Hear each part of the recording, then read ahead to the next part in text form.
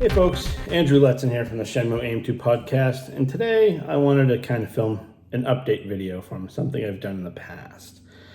Most of the time when Shenmue fans think of Ryo Hazuki, for the longest time, the last known thing we had about him was Shenmue 2 on the original Xbox. We're lucky now, we have Shenmue 3, we have the HD versions of 1 and 2, and he's made some cameos over time. The first really big one was in Sonic and Sega All-Stars Racing. This game was released on the PS3, the Xbox 360, the Nintendo Wii, and the Nintendo DS. I think there was also a PC version of it, and he actually appears in the sequel to this, but only in the PC version. He was a downloadable character in that. And he's been in as an assist character in Project X Zone 2 on the Nintendo 3DS, but we really haven't seen much of him in anything else. But he was in a football game. For the longest time, there was kind of this, people thought it was a myth that Ryo Hazuki was in ESPN NFL Football for the Xbox and the PS2. I have it here on the Xbox. I have the PS2 version as well.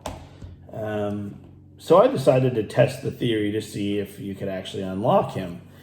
And it took a while because you need to get 100 interceptions to unlock him. And anyone that knows football, it's hard to get an interception because you're on the defensive side. First off, the offensive side might run the ball. They might not even throw it. And it can be kind of hard to get an interception. So I figured out that you could do it two players. So I had my wife throw the ball from the other team, and I would just intercept it over and over and over. So in theory, if you were good at it enough, you could get this done in one game. So I snapped pictures of unlocking Ryo from my cell phone off my big HD TV in my basement. That was back in December of 2017. And then during the Shenmue Lounge Christmas stream of 2017, I notified Pete Campbell during the actual live stream that I had put these up live on our Facebook page for everyone to see. And, you know, it was just this kind of cool thing that there's never really any photographic evidence of it. Just, it was listed on GameFAQs and, you know, those cheat code websites that he was unlockable. So I did it. And that was it. Matt and I did episode 29 of our podcast, was about unlocking him in that game. I gave some tips and stuff, but that's where it stood. But I wanted to do more. So I started playing through the PS2 version of this to try to unlock everything. And there's this weird, in this one and the sequel, I'm not sure about the games prior, but there's this thing called the crib. It's this weird, like, interior decorating thing where you unlock stuff to trick out your crib in the game. But the crib is where all your unlockables are. And in this game, you can unlock 10 various characters from Sega games. There's 5 Virtua Fighter characters, 2 from Jet Grind / Jet Set Radio, depending on your part of the world. 1 Shenmue character, Ryo Hazuki. 1 Streets of Rage character, Axel Stone. And 1 Crazy Taxi character, Axel from Crazy Taxi. In the game, they actually say his last name is McDermott. I don't know if that's actually true or not.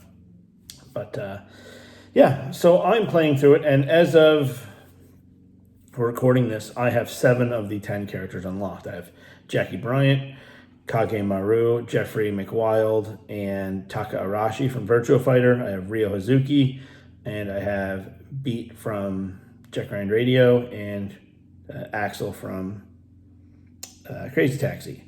To the 3 remaining characters, to unlock Axel Stone, you need to play the game for 100 hours. I'm only at like 55, and it's a football game, so it's kind of boring and long to do that. And it's not a game where you can just leave the console on. You need consistent and separate, different button inputs on the controller. I tried putting an elastic around it so there was an input and just leaving it on for the day, and it doesn't count because the button inputs need to change. So they're really sticklers on that.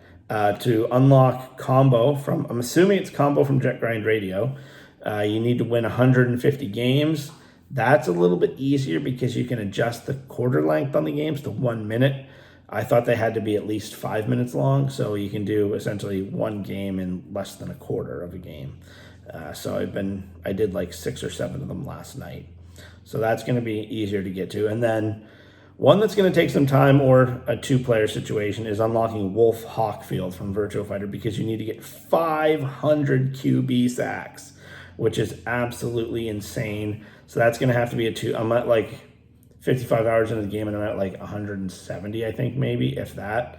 So that's going to be a 2-player situation where the quarterback runs out, I sack them, keep rinse and repeat over and over and over. So those are the excuse me, the character unlockables in the game.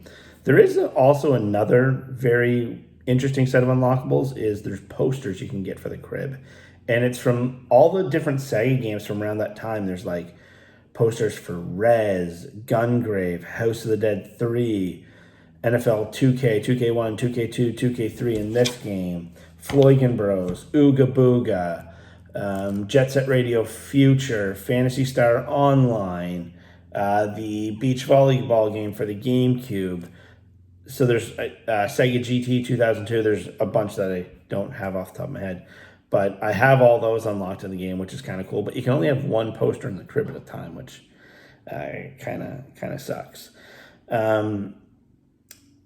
One thing that I thought was weird is Ryo's stats in the game are not the same as his stats in Shenmue. So in Shenmue, he's 5'9", 143 pounds. In the game, he's 5'11" and 185 pounds. So he's 42 pounds heavier in the football game and 2 inches taller. I thought that's kind of weird that because Shenmue was all about that minutia of making it a real world, and that they just didn't use that information in this game. That's kind of weird. But I now present to you the footage of unlocking Ryo Hazuki in ESPN NFL 2K4, as it's sometimes known. Cool thing is, to get my 100th interception, I actually got the interception with Kage Maru, and I think I actually ran it back for a touchdown, if memory serves me correctly, in the game. There's also some hilarious footage that's going to be in here of Beat from Jet Grind Radio without his helmet on, and his whole entire head is cell shaded, but the rest of his body is not, and it looks hilarious. So I'll make sure that footage is in here as well. Big thanks to my buddy Adrian for letting me help me out with the capture equipment, and for my co-host Matt, who's probably going to be editing this video for me because he's a whiz at that. So just one last thing too I wanted to get into before I show you the footage is talking about this game's sequel, ESPN NFL 2K5. This game is widely considered one of the best sports games of all time.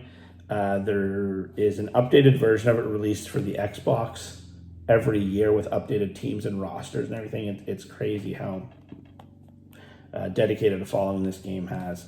They did not put any Sega-related unlockable characters in this one. They put celebrities. Steve-O from Jackass is one of them. The comedian / terrible actor Jamie Kennedy. Funkmaster Flex. People remember him. He was big in mid-2000s. There's a TV show about cars. Former WCW champion David Arquette, the actor, is in it. And there's a few more that I know I'm missing, but they were pretty, standard run-of-the-mill celebrities that would be in a football game. So enjoy the footage, and thank you for tuning in. Second down coming up. Second down with the tight end right. He's going the wrong way. Parsons uncorks this to the left sideline, and it's intercepted. Crosses the field.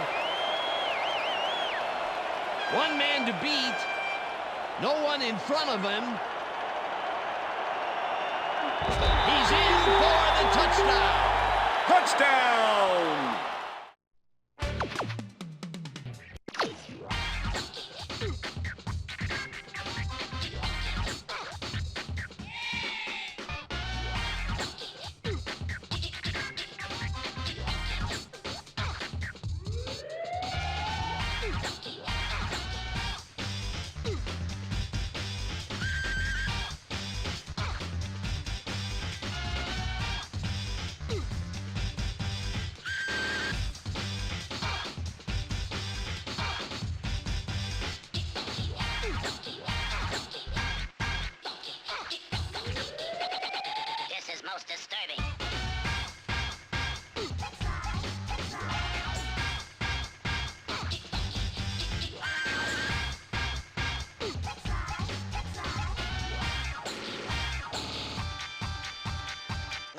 have fun.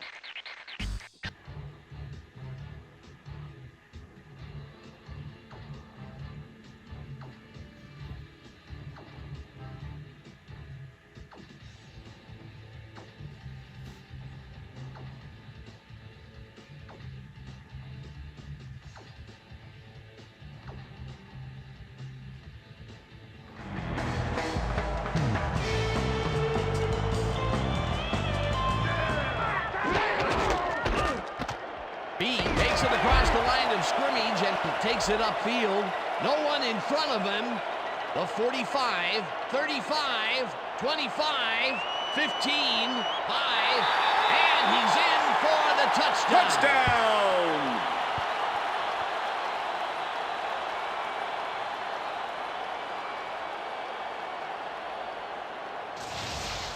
Beat is the defense, and everything worked out to perfection. Look at the fluidity of the running style.